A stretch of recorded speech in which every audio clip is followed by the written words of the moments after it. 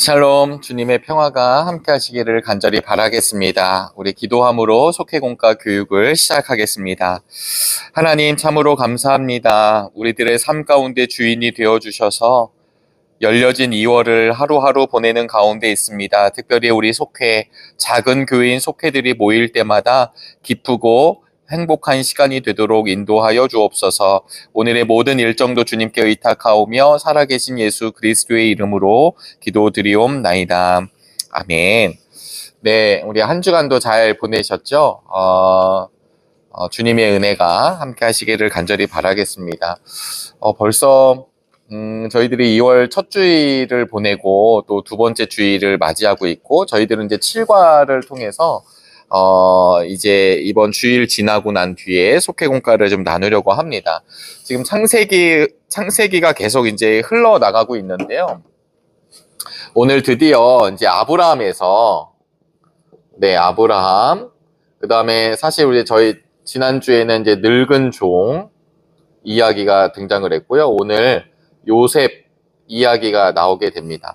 우리가 이제 계보를 한 번씩 살펴보았지만, 아브라함, 그 다음에 아브라함의 아들 이삭이죠. 네. 그 다음에 이삭의 아들 야곱과, 우리 형부터 쓰면 에서와 야곱이고요. 그리고 이제 야곱을 통해서 요셉 이야기까지 전진하고 있습니다.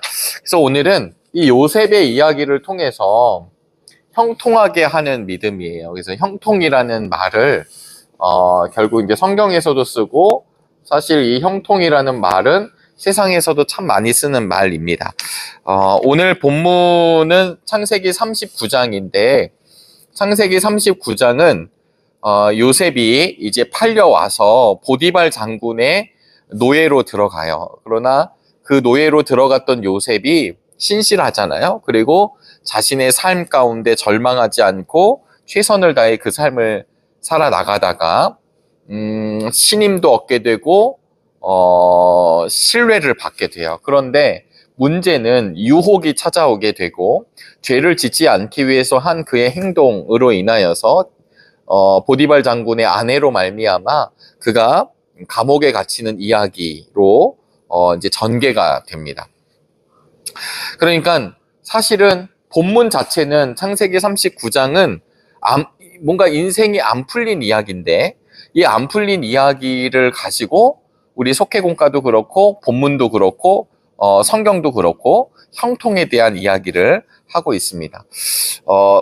우리가 이제 속회공과를 창세기 39장을 지금 이런 순서에 의해서 요셉의 이야기까지 왔지만, 37장에 보시면 36장에서는 에서와 그 후손들의 이야기를 등장시켜요. 여기 이제 등장하고 있는 에서죠. 네. 36장, 창세기 36장에서는 에서, 즉 에서의 족속은 에돔 족속이 되고요. 이 에돔 족속의 이야기를 창세기 36장에서 이야기합니다. 이때 이들의 형통을 이야기해요. 이들의 형통은 이 땅에서 잘 되는 것을 이야기합니다. 그러니까 세상적인 형통, 에서는 사냥도 잘했고, 그 다음에 삶을 진취적으로 영위했던 사람이잖아요. 그리고 그런 어떤 사냥의 피들, 사냥을 잘했다라고 하는 경제적 활동이 왕성했다라고 하는 것이고, 돈도 벌었을 것이고, 뭐 이런 거죠. 그래서 창세기 36장에서는 그들의 후손들이 형통하게 되는데, 그 형통이라고 하는 건 철저하게 이 땅에서의 관심의 형통입니다. 그런데 이 형통과 지금 요셉을 통해서 이야기하고 하자는 형통이 같은 개념인가? 사실 그렇지 않죠.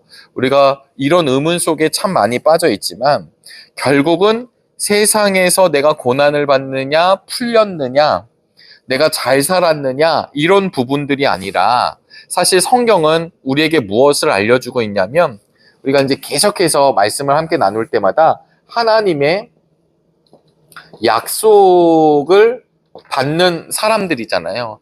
이 약속이 어떻게 이루어지느냐의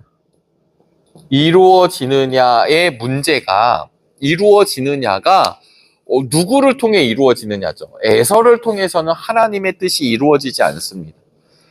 그의 삶을 통해서 그의 가문과 종족은 부강해지고 돈도 많아지고 에돔 족속의 길을 걸어가지만, 그러나 에서, 에돔을 하나님이 기뻐하시지 않으세요. 나중에 이제 예언서를 보시면 그런 이야기가 등장을 하게 됩니다. 우리는 요셉의 결과를 알고 있습니다. 그러나 요셉의 결과를 알고 있어서 이걸 보는 것이 아니라, 만약에 내가 요셉과 같은 삶을 살았다라고 한다면, 요셉의 인생의 결과라고 한다면, 지금 이렇게 보디발 장군의 아내의 유혹에 넘어가지 않고 내가 하나님 앞에 죄를 짓지 않기 위해서 최선을 다했는데 결과가 감옥으로 가는 것이라고 한다면, 이게 과연 형통인가? 라고 하는 퀘스천, 물음이 우리에게 계속 있겠죠? 근데 결론부터 이야기하자면, 요셉에게 형통이라고 하는 말을 쓸 수 있는 이유는 무엇이냐면, 하나님이 요셉과 함께 하시기 때문입니다.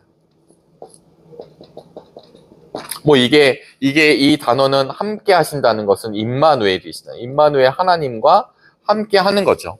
그러니까 지금 요셉의 결론을 보면, 과정은 우리가 참 고통스럽지만 결론을 보면 그가 어려움 없이 잘 풀려나가는 것, 에서처럼 뭔가 땅에서 잘 풀리는 것, 이게 형통이다라고 했을 경우에는 바로 반박할 수 있는 게, 그러면 요셉이 왜 형통하게 된 거예요? 요셉은 잡혀오지 않는 것부터 시작을 해야 되는데, 요셉의 인생은 잡혀오고 형들한테 죽을 뻔하고 잡혀오고 노예로 팔려가고, 그 다음에 억울한 누명을 써서 감옥에 가고, 이런 일들이 우린 형통이라고 이야기할 수 없겠죠? 결국은 이 요셉을 통해서 결국 보여주는 것은, 요셉이 고생을 해서 나중에 애굽의 총리 대신이 되었다. 승승장구했다. 높은 사람이 되었다. 하이레벨이 되었다. 퀄리티가 좋아졌다. 이 삶을 하나님께서 잘 살게 해주셨다. 다스리게 해주셨다. 우리는 이런 것에 대해서 지금 말씀드리는 것이 우리의 목표일 때가 참 많습니다. 원할 때가 많죠.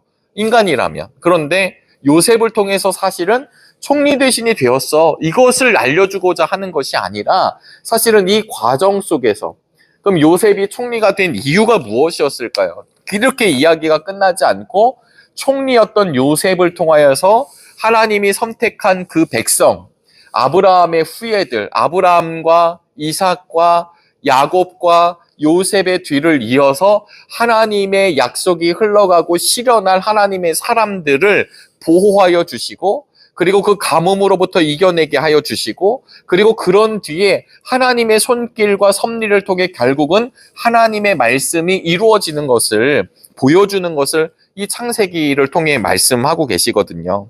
오늘 창세기 39장을 보면 요셉이 노예로 팔려가서 보디발 장군의 집으로 가게 됩니다. 보디발 장군의 집으로 가죠. 네, 이집트 사람 보디발에게 요셉을 팔게 됩니다. 그런데 우리 이 서두부터 잘 보시면 요셉에 대한 평가가 어마어마합니다. 2절, 3절을 잠깐 제가 읽겠습니다. 주님께서 요셉과 함께 계셔서 앞길이 잘 열리도록 그를 돌보셨다. 요셉은 그 주인 이집트 사람의 집에서 잘 살게 되었다. 3절, 그 주인은 주님께서 요셉과 함께 계시며 요셉이 하는 일마다 잘 되도록 주님께서 돌보신다는 것을 알았다. 4절, 주인은 요셉이 눈에 들어서 그를 신복으로 삼고 집안일과 재산을 모두 요셉에게 맡겨 관리하게 하였다. 여러분, 이걸 잘 보시면 주님이 함께 하신다라는 것을 아예 이야기하고 있습니다. 그리고 결국은 이 함께 하심으로 말미암아 이 요셉을 바라보는 보디발이 신뢰를 하게 되죠.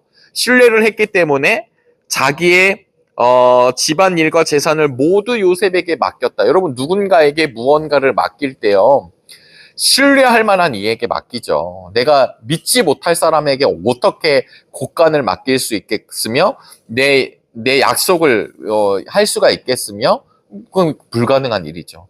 그러니까 지금 보디발은 이 요셉이라고 하는 뛰어난 인물로 조명하지 않고, 창세기 기자는 하나님의 말씀은 무엇을 조명하냐면 요셉이 하나님과 함께하고 있다는 것을 알려주세요. 그래서 결국 어디까지 가시냐면 5절에 주님께서 요셉을 보시고 그 이집트 사람의 집에 복을 내리셨다. 요셉 한 사람 때문에 그 집이 복이 내려지는 것. 이게 참 놀라운 가치이죠. 여러분, 조금 우리가 속계공과와는 좀 다르지만 요셉 한 사람, 종인 요셉 한 사람을 통해서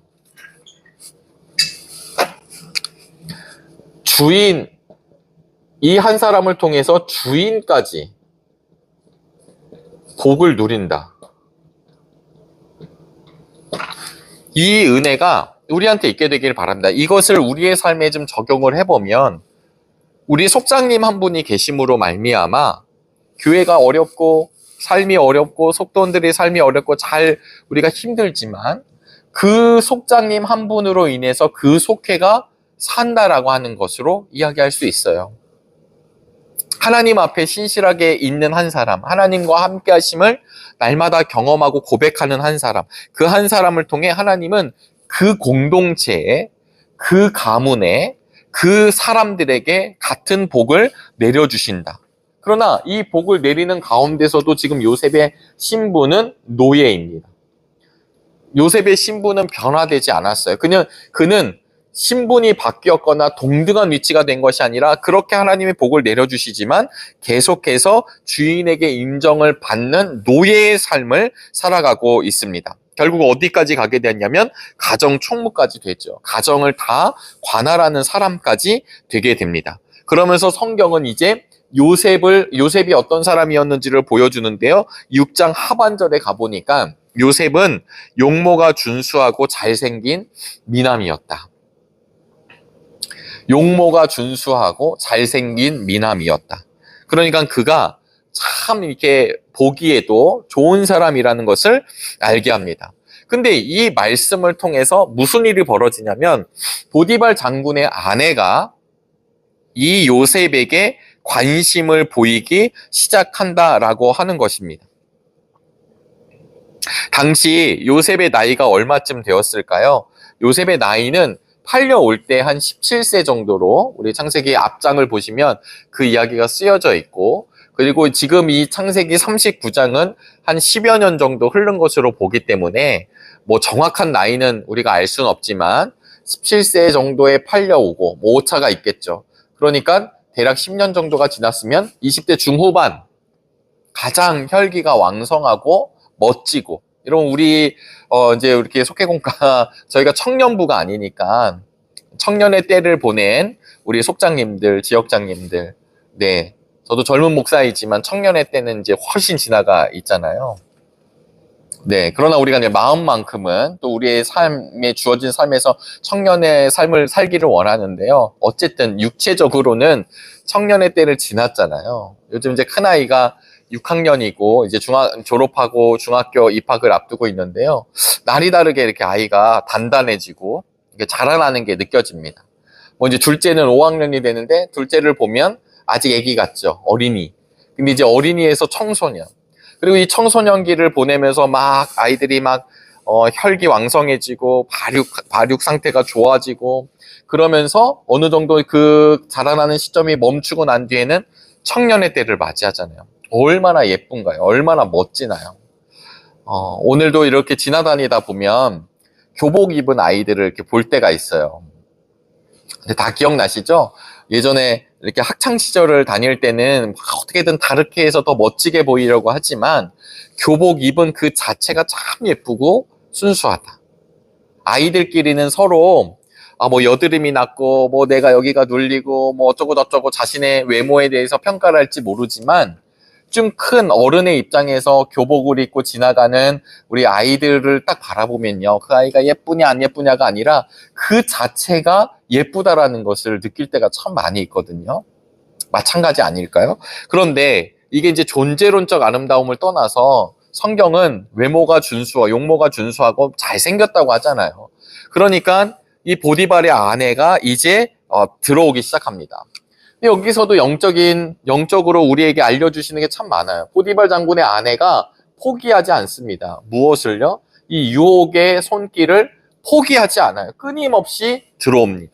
적극적으로 들어오고, 그리고 적극적으로 이 요셉을 안으려고 합니다. 품으려고 합니다. 결국 나중에 어떻게 되냐면 아무도 없는 집에 요셉과 단둘이 있는 보디발 장군의 아내가 있습니다. 그래서 성경은 나중에 이제 우리 한 장을 읽지만 나중에 어떻게 되나요? 12절에 보니까 여인이 요셉의 옷을 붙잡고 나하고 침실로 가요 하고 졸랐다. 그러나 요셉은 붙잡힌 자기의 옷을 그의 손에 버려둔 채 뿌리치고 집 바깥으로 뛰어갔다. 그때를 여러분 이게 이제 막 드라마의 한 장면 같잖아요. 그때 이 보디발 장군의 여자는 아내는 어떤 마음이 들었을까요? 어떤 마음이 들었을까요? 저는 이게 이런 마음이었을 것 같아요. 사랑, 여기서 말하는 사랑은 뭐 그 관심이겠죠. 이 사랑이 증오로 이제 바뀌는 순간입니다. 모멸감을 느꼈을 수도 있고요. 열받았을 거고, 감히 나를 뿌리쳤을 거라고 하고, 근데 신분이 노예이잖아요. 얼마든지 내가 얘를 어떻게 할 수 있어요. 이제 협박으로 넘어가기 시작을 하지 않을까요? 근데 여러분 지금 이 과정 속에서 요셉 끊임없는 유혹과 다가옴이 있었을 때 요셉이 도망가잖아요.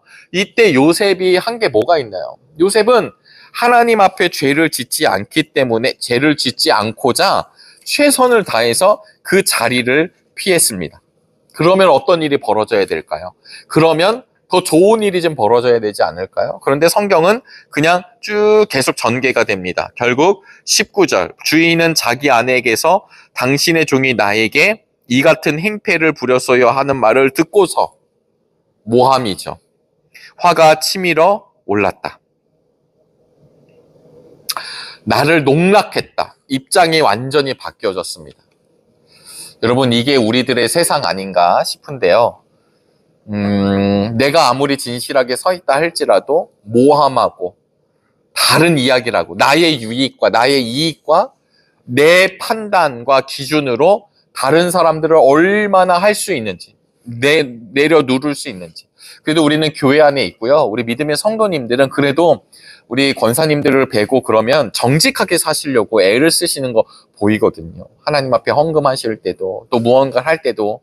근데 우리가 이 교회 밖에만 나가고 세상의 한복판에 유흥 환락가에 아니면 막 그냥 사기가 판을 치는 곳에 가잖아요. 그러면 전쟁터라고 하지 않아요?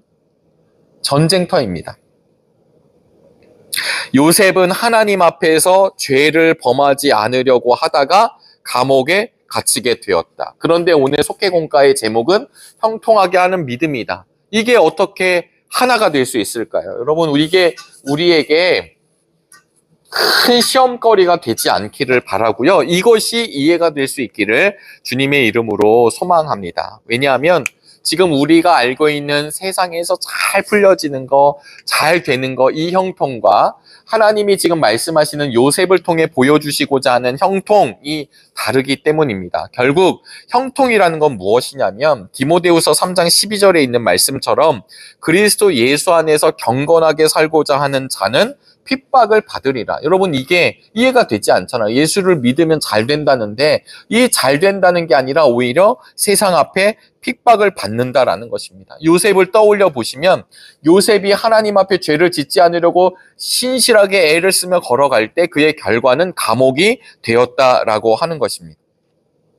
근데 사실은 아마 노예 신분이잖아요. 감옥까지도 가지도 않고서도 요셉의 인생이 끝날 수 있습니다. 그러나 요셉이 그 10여 년 동안 보여주었던 자세와 태도와 그가 신실한 하나님의 사람이라는 것을 보디발이 알고 있었죠. 화가 났었지만 또 자기 아내 말만 듣고 완전히 끝내진 않았어요. 저는 그렇게 생각을 합니다. 그러니까 사실은 그냥 직결적으로 끝내버릴 수도 있는데 감옥으로 가게 돼요.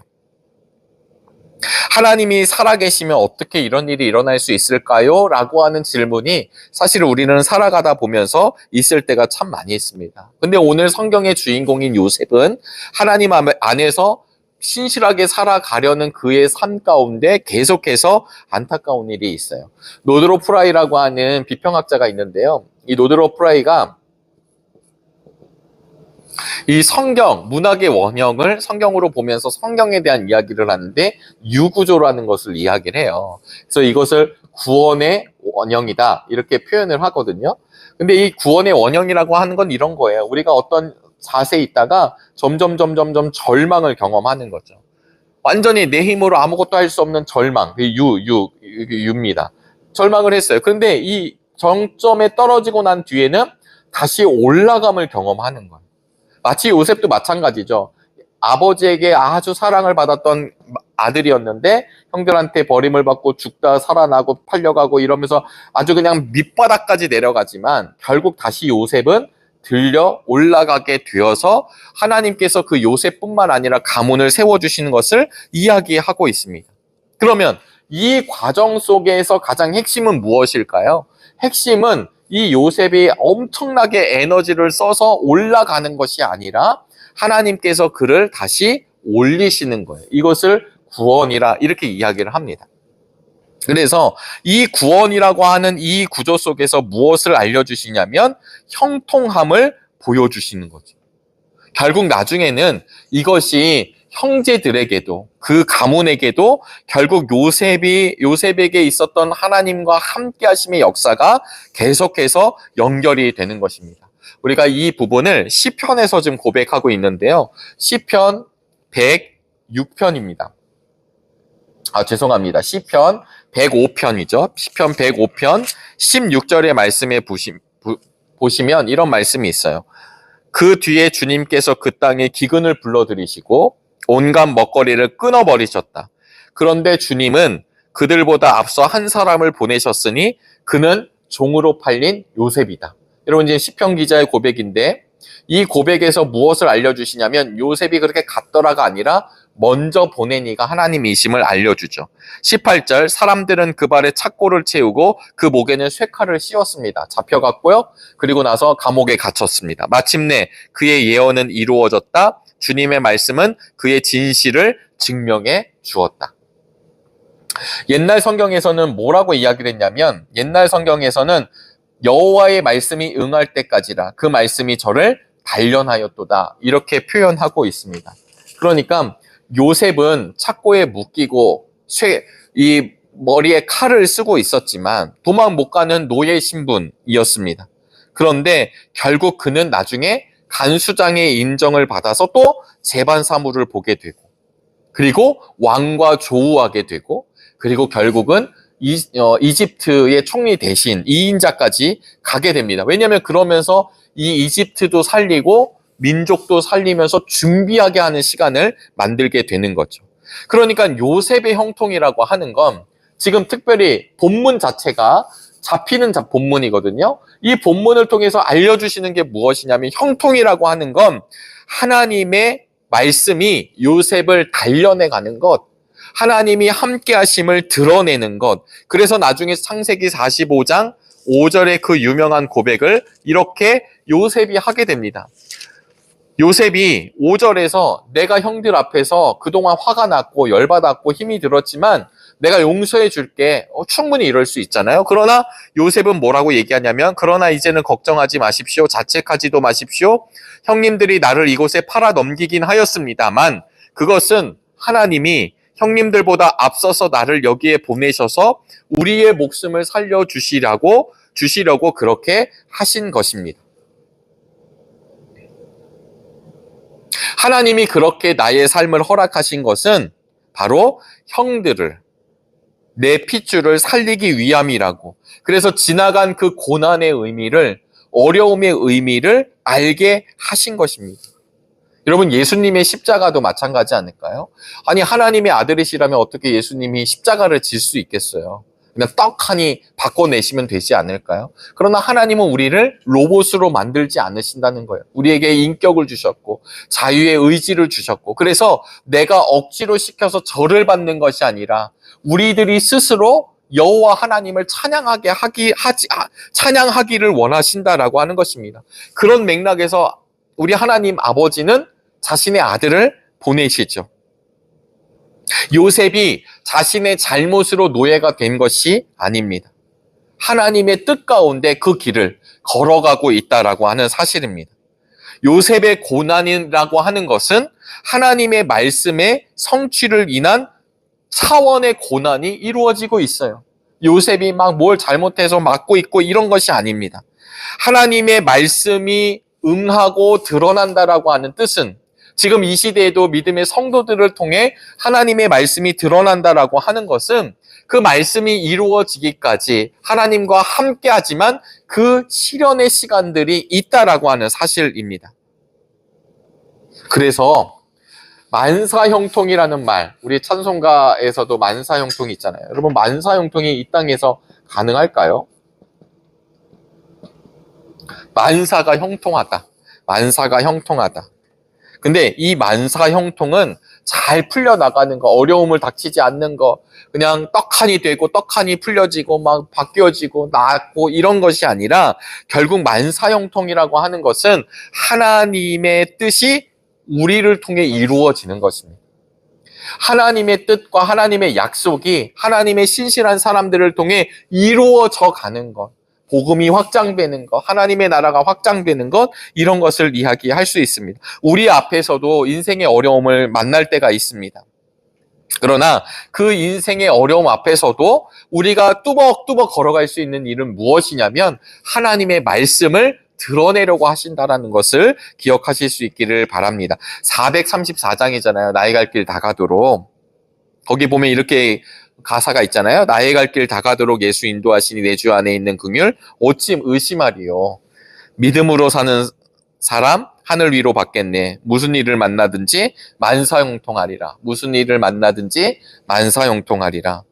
근데 이 찬송을 작시하신 분이 크로스비 여인이신데요. 여사님이신데 이 크로스비가 사실은 앞을 보지 못합니다.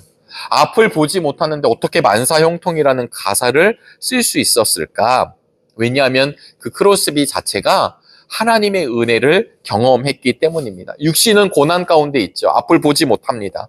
그러나 반석에서 샘물을 나게 하시는 주님을 만났고 그런 주님을 의지하고 신뢰합니다. 영영 부를 나의 찬송이 주님이 인도하셨다라는 것을 인하여 이 크로스비가 만사형통하였노라고 고백하고 있습니다. 우리의 삶 가운데서도 불평과 불망이 있죠. 불평과 불만, 원망 이런 게 왜 없을까요? 있죠, 뭐 우리가. 근데 바로 이런 삶에서 만사 형통을 고백하는 삶은 무엇이 다를까? 무엇이 다를까요? 우리가 믿는 하나님과 지금 우리 나의 갈 길 다가도록을 작시하신 크로스비 여사하고 우리가 믿는 하나님과 그의 하나님이 뭐가 다를까요? 다르지 않죠. 하나님은 우리에게 은혜가 족한 줄 알고 주님의 긍휼에 감사하는 사람이 되기를 원하십니다. 조그만 것에 불평하고 원망하는 것이 아니라 오히려 우리의 삶을 통해 이루어 가실 하나님의 원대한 뜻과 계획, 하나님의 비전, 이런 것들이 우리의 삶 가운데 분명하게 경험되어지기를 간절히 바랍니다. 그러면서 우리 석계공가에서는요, 요셉은 왜 그럼 이런 형통한 삶을 살아갈 수 있었던가? 요셉은 자신의 삶을 성실하게 주어진 삶을 걸어가고 있습니다. 거기서 뭐 요령을 피거나 거기에서 잘못되거나 그러지 않고요. 믿음으로 범사에 성실히 살아가고 있어요. 그리고 아까 보디발 장군의 여인이잖아요. 우리 부인이 유혹할 때 그는 끊임없이 떠나려고 합니다. 흔들리지 않아요. 잠깐 유혹했다가 아니면 잠깐 들어갔다가 깨닫고 도망가는 게 아니라 성경은 끊임없이 그가 그녀와 함께하지 않으려고. 근데 그녀가 사람인 것이 아니라 죄와 함께하지 않으려고. 끝까지 하나님을 향한 신실한 믿음 안에 살아가고 있음을 요셉이 보여주고 있고요. 그리고 19절, 23절 마지막 우리 본문의 마지막 중간을 보시면 결국은 한결같은 은혜로, 이 한결같은 은혜는 결국 무엇일까요? 하나님이 함께 하시는 은혜로 그는 자신의 인생을 걸어가고 있다라고 하는 것입니다. 억울하겠죠. 우리도 왜 억울한 일이 없을까요? 우리가 올곧게 그리고 우리가 신실하게 이 길을 걸어간다 할지라도 어려움이 닥쳐옵니다. 그런데 거기에 우리가 넘어지지 않게 되기를 간절히 소망합니다. 형통하다라는 것은 여기서 잘 먹고 잘 살았다, 풀렸다, 세속적인 가치가 이루어졌다. 물론 그런 복도 하나님이 안 주시진 않을 거예요. 그래서 어떤 목사님들은 그것을 덤의 축복이라고 늘 말씀합니다. 덤의 축복. 덤은 줘도 그만 안 줘도 그만이잖아요. 하나님이 나에게 건강을 꼭 줘야 되는 거냐? 하나님이 나에게 꼭 부자가 되게 하는 거냐? 그건 다른 영역입니다. 근데 더 중요한 것은 무엇이냐면 우리가 어떤 모양으로 살고 있다 할지라도 우리의 삶을 통해 드러내실 하나님의 약속이 우리가 분명한가?